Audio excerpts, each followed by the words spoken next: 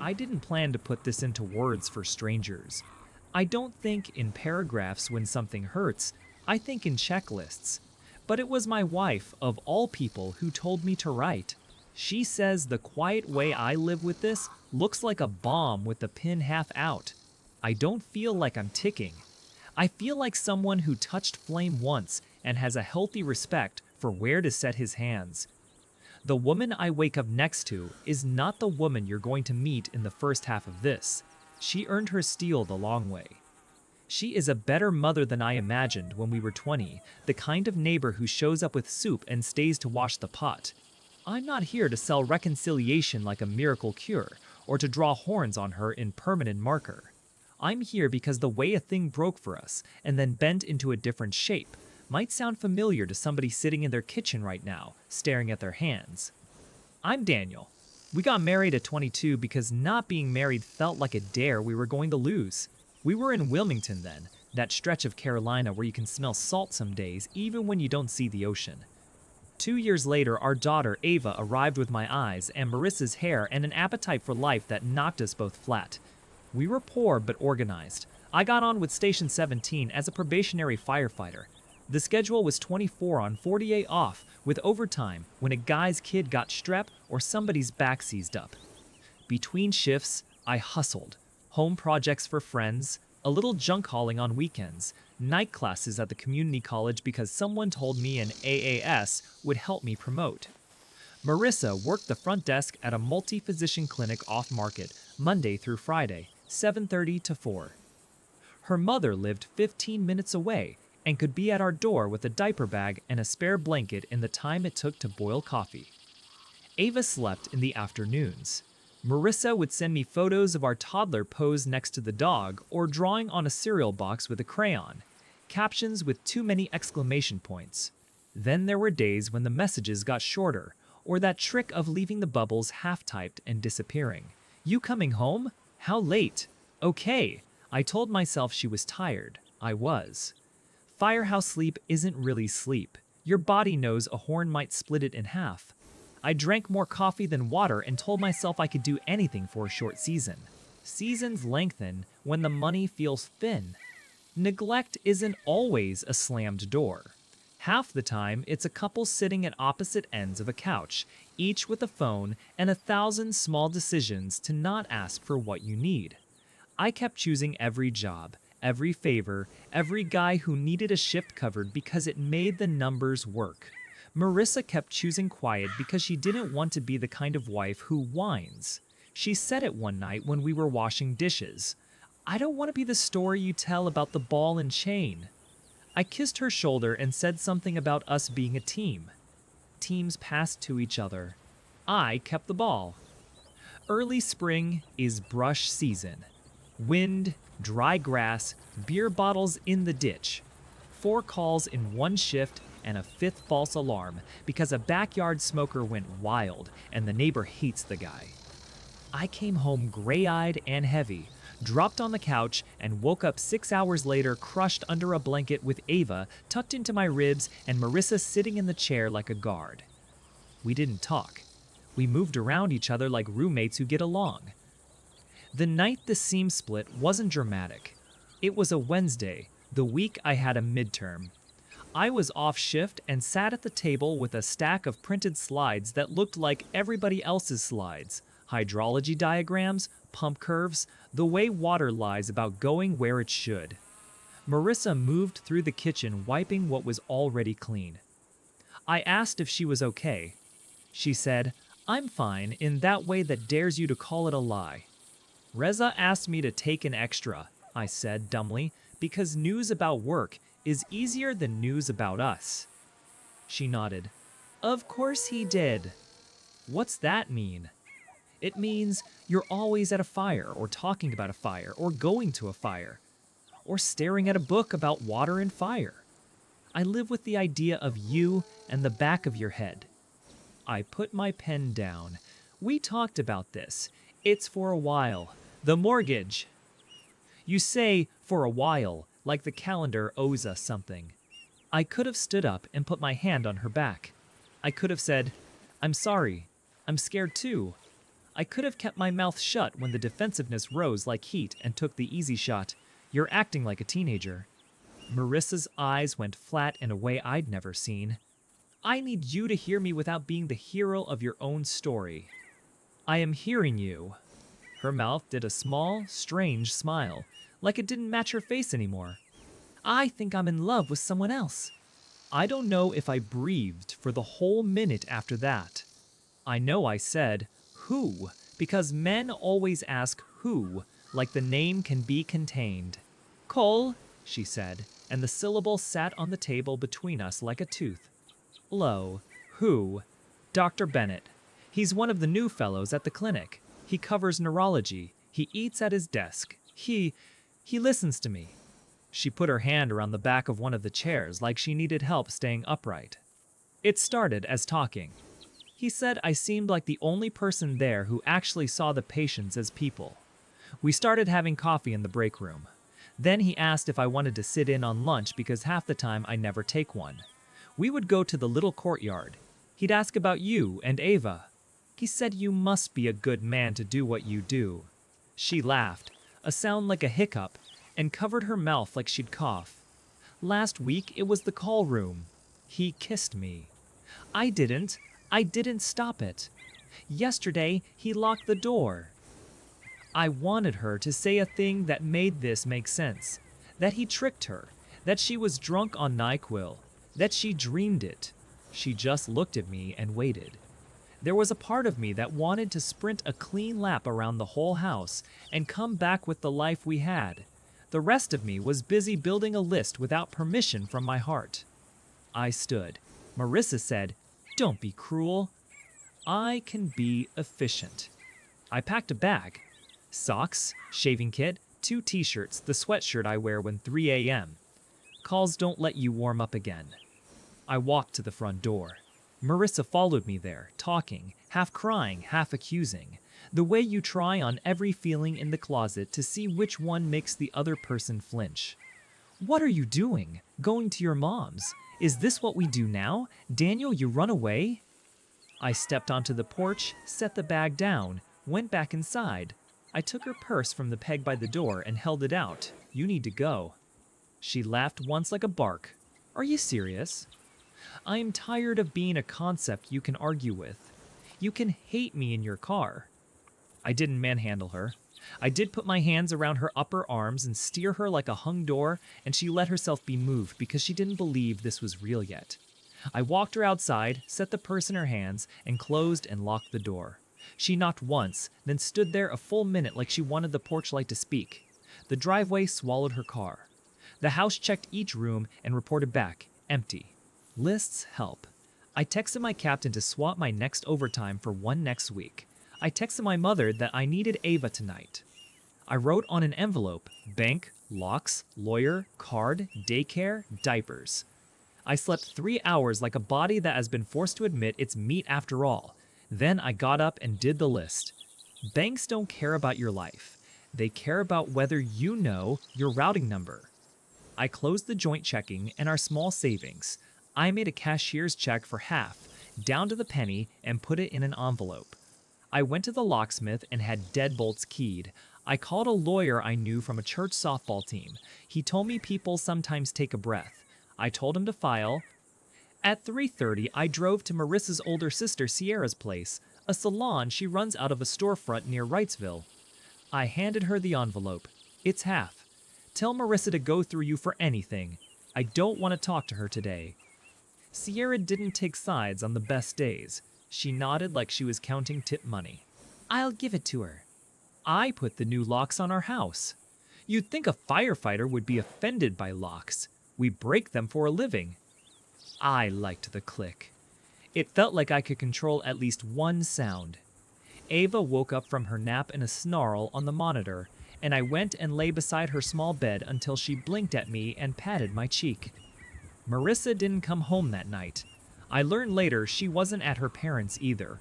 Cole had a research apartment, which in normal language is a 1-bedroom rental 2 blocks from the clinic where you can shower and change and pretend the life inside is in a different file. He and 2 other doctors split it like a gym membership. Marissa wrote about it months later. The thin towels, the smell like chemical lemon and old carpet, a poster of a mountain taped to the wall. She wrote about the couch, about how she sat and shook and then asked him to make it feel better and how he said he could, and then did something to her that belonged to me. She wrote it in present tense, like she was punishing herself with the immediacy of it. I read that page and had to put the book down and go stand in the backyard in my socks. The clinic is a small town. HR is the police, and rumors are the weather. By noon the next day, someone from records had told someone from radiology who told someone from front office that Dr. Bennett and the pretty one at the desk were involved. By 2, Lauren, yes, he had a wife, because of course he did, walked into the waiting room with a belly swollen under a blue dress and a face like she had set her jaw in concrete. She asked for him by name. The front office manager said she'd page him. The manager said later that when Lauren saw Marissa behind the counter, she smiled at her like recognition and pity had gotten tangled and couldn't get apart. Cole came up from a patient consult looking like someone had said fire in theater. He reached for Lauren's elbow. She flinched. "You need to come with me," he said, like he was the one convening a meeting. Lauren shook him off and looked at my wife. "I know who you are," Lauren said. "I know the names you use online. I know where you park when you don't want the cameras to catch you. I'm not here to scream. I'm here to say, I won't pick up the pieces of your choices." Marissa said, "Too fast. I didn't mean to hurt anybody." Lauren laughed without humor. "Men like to pretend they fell into a hole. Women like to pretend they tripped." The office manager told me there are apologies that sound like you're ordering at a drive-thru. HR moved quick. Cole to a conference room. Marissa to another. Paid administrative leave pending investigation. That's what the paper says when what you mean is go home and wait to be told you're done. By the end of the week, both were done. I was sitting on my couch at 5 that evening, giving Ava a bowl of macaroni and carrots, when a knock came. I opened the door, and the woman from the clinic stood there, the blue dress even brighter now that sunlight had moved down behind our roof. "Are you Daniel?" she said. "Yes," I said, because all other words had a cost, and this one was free. "I'm Lauren. I'm Cole's wife. I wanted to say, I'm sorry because I'm a human being and I'm standing on your porch. And I wanted to look you in the face and tell you this wasn't an accident." She held a small manila envelope and she didn't offer it yet because she wasn't done looking at my eyes. "Your wife is not a villain in a movie. She's a person who made a series of bad choices while convincing herself she had no choices. My husband is not a singular monster. He's a man who chose himself every time." They found a version of each other that made them both feel less small. She handed me the envelope. Inside was a printed thread of texts and screenshots, the kind people think disappear when you delete them. It wasn't pornographic. It was worse, in some ways. "I need you now, in the middle of Tuesday. Door locked? 20 minutes. Did you bring the strawberries?" A photo of coffee cups. Another of a hand near a shirt hem. Cole, in a message to a group with 2 other numbers saved as A and R, "We're all idiots. I told her I'm out, and she sent me a playlist and said she'd wait forever. FML. A meme that made light of wives, a line where he referred to Marissa as Summer. "My husband is a cliché," Lauren said. "He told me an hour ago that he's sorry and that he got in too deep and that he doesn't know how it happened. He's going to get help. That's what he thinks we do next, like he's a patient and I'm triage." She looked past me at Ava, who had sauce on her cheeks like war paint. "You're feeding your child. I just needed you to know the size of the fire you're looking at." "Do you want to come in?" I said, because hospitality can be a reflex where I come from. She shook her head.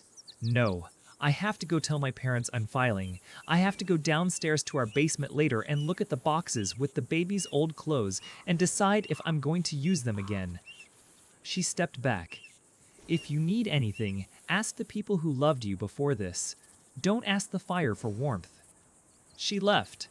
I closed the door and went into the kitchen and washed my hands like something had gotten on me.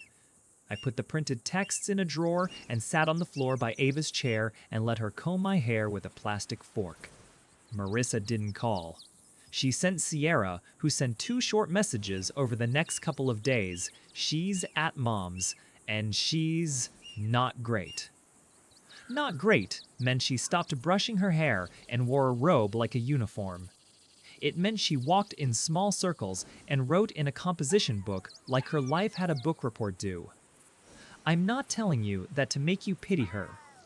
I tell you because consequences are often ugly in private and boring to people who don't live inside the rooms where they happened. The court date was 6 weeks later because custody trumps the line. Marissa's mother, Patrice, came to court in a suit that looked like the word respectable with the tag still on it. She said I had a temper. She said I had manhandled her daughter when I put her on our porch. She said my job was dangerous and unpredictable. She said, I don't want my granddaughter sleeping in a house where there are weapons. The judge didn't blink. When it was Marissa's turn, her lawyer asked 3 questions, and Marissa raised her hand a little like she was in class. "May I talk?" she said to the judge. He said, "I recommend you ask your counsel," and she said, "I've done enough hiding behind people." Marissa apologized to my parents. She apologized to my captain who had written a character letter and sat in the back wearing his dress blues like he wished he was anywhere else. She told the judge she had been selfish. She told him no one had made her do anything. She said she was asking for whatever time I would give her because she knew she had to earn more than that. She did not cry. That was the day I remembered she wasn't weak, she was wrong. I offered supervised visits 2 hours on Sundays for 6 weeks. Then, a graduated plan if she didn't miss. The judge banged his gavel like a man who has seen every version of this movie and could recite most of the lines. The first Sunday, we met at the playground near the river. Marissa looked like someone had drawn her with fewer lines. She knelt on the rubber mat and asked Ava if she wanted to go down the slide, and Ava said, "Yes, but with Daddy, because small children deeply misunderstand the word with." Marissa stood and nodded at me, and the 4 of us, Ava, me, Marissa, and whatever was left of the us inside, moved in a circle around that slide and the climbing wall and the dinosaur that rocks. Marissa brought a small brown bag lunch and forgot to put napkins inside. She put the apple slices on a paper plate and stood there like she had reached the edge of the map. Somewhere in there, between the 3rd Sunday and the 4th, a composition book showed up on my porch in a brown grocery sack. No note. Marissa's handwriting on the cover. March-April. I didn't pick it up until Ava went to bed. I sat at the table where the light is kinder and opened to the first page. It was not a defense. It was a list of days and hours, and she wrote like you write when you're keeping the wolves busy. If you feed them words, they won't eat you. She wrote about when she first noticed that Cole touched his hair when he was nervous. She wrote about the way he made her coffee like a trick, the way he asked about the color of the wall in our living room because he said he wanted to paint his a different shade. She wrote about the call room. She did not write a sex scene. She wrote about thinking how she wished she had a different body, so it wouldn't be hers doing that. She wrote about leaving and feeling powerful, and then sitting in her car and feeling like somebody had taken a bite out of the center of her chest. She wrote about me in a way that felt like licking a battery. "He's married to the alarm clock," she wrote. "He loves the sound of being needed. He doesn't see me unless I'm holding our daughter. He gets all the applause, and I get to clap." None of those sentences are untrue. None of them were reasons to do what she did. I took a red pen from the cup and started circling. I wrote notes in the margin like a mean teacher, so talk to me. So choose to walk away. So ask yourself what your ethics are if nobody is looking. It was petty and necessary. We didn't talk in person about the book until the next Sunday. We sat on a bench while Ava tried to bribe an older kid with a sticker sheet. I read it, I said. I marked it up. Marissa nodded without looking at me. I'll read your notes later, she said, like we were writing a paper together. We created a rule because rules are scaffolding when everything is a pile. Sunday scrub, that's what we called it. We'd meet in a public place with a notebook each. No yelling aloud. We could ask any question and the other person had to answer it as plainly as they could. If one of us needed to walk a circle around the bench while we answered, the other held the notebooks. If either of us said, "Stop," the other had to stop talking and breathe 5 times before they spoke again. We did it every Sunday after the playground for 3 months while Ava napped in the stroller, and I watched the sun move like time-lapse on the river and thought about how many things keep moving no matter what you do. At 8 months, Marissa asked if I'd let her move back into the house. We were good at Sunday scrub. We were okay at passing the kid back and forth without touching. We were not anything like a marriage. I said no. She asked again a month later. I said I'd consider it if she agreed to terms that sounded like I had hired a lawyer just to be mean. She said yes before I finished speaking. She would sleep in the small room we used to call the office. The door would remain open when I was home. No physical contact of any kind. Not a hand on a shoulder to reach for salt. Not the brush of hips in the kitchen. If she touched me without asking, she would leave and not come back. She would keep her checkbook, but I would manage bill pay. I would hand her the cash for gas and groceries and accept receipts like we were an accounting department. Patrice, her mother, was not welcome in my house. If I began to date someone else, Marissa would have 1 week to move out. No drama. All custody would revert to whatever we'd agreed to if she moved out. We would continue Sunday scrub and add Wednesday workshop, which sounded like a bad podcast and was just both of us sitting at the table after Ava fell asleep, writing letters about what we had wanted to say that week and didn't. I expected a fight on one of those conditions. I expected her to call me controlling. She agreed. She moved in on a Friday with 2 boxes and a plant she kept alive through the worst of it and said, made her feel like she could keep something breathing. I had been angry before. I got cruel after. There's a version of this I want to tell where I'm only admirable, steady father, wounded, but honorable. That version leaves out the part where I made a joke about call room rates in front of my brother and watched Marissa flinch and then force a smile because she was playing a long game and because she thought maybe she deserved a public cut to match the private ones. It leaves out how I watched her move around our kitchen and thought, good, let it ache, like pain has a ledger you can settle. I shouted at the dog once for barking when the mailman came.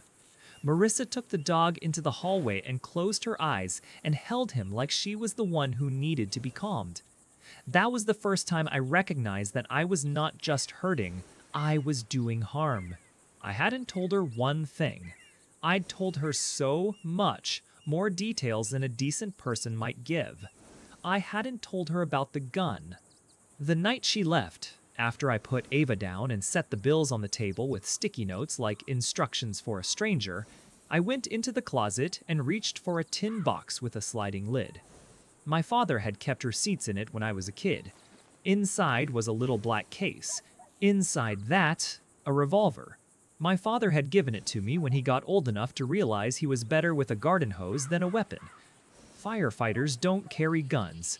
I kept that fact like a gold star. But I have hands, and hands do things. I sat on the edge of our bed and put the barrel in my mouth and tasted oil the way my grandfather used to smell like oil when he came in from the garage. I sat there long enough to know this wasn't a thought experiment. I took it out. I unloaded it. I put it back, not like a promise, like a dog you've been feeding that you're afraid will bite. 6 months into the return, she knocked on my bedroom door one Wednesday night while I was sitting on the floor with my back against it. "Do you want water?" she asked. I didn't answer. I heard her slide down on the other side and sit with her spine to the door like mine. We sat until my legs hummed. I opened the door. She had eyes like somebody who cried earlier and got it out. "I didn't tell you everything," I said. She nodded like she was braced. I told her about the gun. Marissa put her hand over her mouth, not like a soap opera woman who's shocked, but like a person who knows a scream isn't for now. She didn't reach for me. "Thank you for telling me," she said. "I am sorry that I put you in a house with that thought." We went to her small room. I sat in the desk chair. She sat on the edge of the bed like a kid. "I forgive you," I said. "I didn't mean it yet. Sometimes your mouth can lay a track for your heart to roll a little later." After that, we got a little braver with touch. I handed her a mug and let our fingers touch on purpose. She stood behind me once while I was washing the cutting board and rested 2 fingers on my shoulder blades like she was reminding me I wasn't made of glass. I didn't shrug her off. The first time we had sex again, 9 months after she moved back, it felt like we were borrowing the bodies of 2 younger people and making them learn a new dance. I don't care to tell you more than this. It wasn't angry. It wasn't the kind of sentimental crying you see in movies. It was us. We laughed once in the middle of it because the dog sneezed. For about a month after that, we became those people who would be in the same room and then vanish. I think we were both terrified the bridge would collapse if we didn't test every plank. Marissa, who had been writing down everything like she was her own scribe, told me later it was 29 times in 26 days. I believed her because she was the one keeping track and because I had the same sleepy smile at work every day, and my captain asked me if I'd changed coffee brands. The sex didn't fix it. The not sex didn't fix it. The small things did. Marissa told Patrice to stop weaponizing her anger in our kitchen or leave. Patrice didn't come over again for a while. Marissa called Lauren. I didn't ask her to. She asked if she could apologize. Lauren met her at a coffee shop and listened and said, "I accept the apology for me. I hope you say the rest of this out loud to yourself in a way that matters." Marissa signed up to volunteer one Saturday a month at a hospice through the hospice outreach. She came home the first time bone-tired and told me about a woman who knit hats for preemies even though her hand shook. "I keep saying, 'I'm sorry's,' like it's a magic word," Marissa said. "Maybe the magic is in the verb form. I'm sorry, so I do." I took overtime slower. I started saying no to guys with a better reason to work a shift than mine. I remembered my friends' birthdays. I went to a thing at the school in the daytime and brought Ava lunch with a note that said, "Your dad loves you in public." There's a part of this that sounds like we both made a list of how to be good. It wasn't that linear. We relapsed into worse versions of ourselves in small ways. We made better choices on purpose more times than we didn't. Years did that thing they do when you keep waking up. We had another child, a boy named Leo, who was sunlight and tornado at the same time. Marissa studied at night and went back to school, not to be a nurse, because she said that would always feel like she was chasing something that had the shape of what she'd lost, but to be an occupational therapy assistant, because she loved the idea of being the person who teaches your hand to do what your brain forgot. She got hired at a rehab center and came home with sawdust once on the sleeve of her sweater from a therapy kitchen where a guy had learned to slice an apple without cutting his fingers for the first time since his stroke. She held out the dust like proof. We didn't tell our kids what happened. We didn't lie either. Mom and Dad had a season where Dad did too much and Mom did something she had to spend a long time fixing, is what we settled on when they were old enough to ask sideways. When they were grown, there were other words we could have used. We didn't go looking for opportunities to give them new nightmares. 3 years ago, a cousin who enjoys other people's pain like it's a buffet told Ava on Christmas Day that some of us still remember how your mom was back then. I watched my daughter's face do a hard math calculation and come up with something she didn't want to hold. Marissa took her onto the porch in December air and told her what she needed to know and what she didn't. She told her she was sorry she had made choices that hurt other people. And that if Ava wanted to ask questions in a day or a year, we would answer what was ours to answer. She didn't dodge. She didn't confess like performance art. That night, after the cousins had gone home and the house smelled like pine and sugar and a stubborn candle, Ava hugged her mother long and hard and told me in the kitchen, "You two are weird, but you're my weird." Now is quiet mostly. I still feel a punch in my gut if my phone rings in the exact way it rang then. Sometimes a scene in a show. Two people in a stairwell, a door ajar, a hand on a shoulder, makes me change the channel so hard I hit the wrong input and end up watching the blue screen for a second. It passes like a weather front.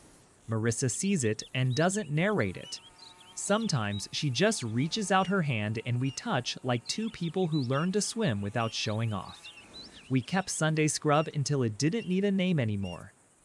Every 2 or 3 weeks, we check in on purpose. Are you holding anything with your teeth?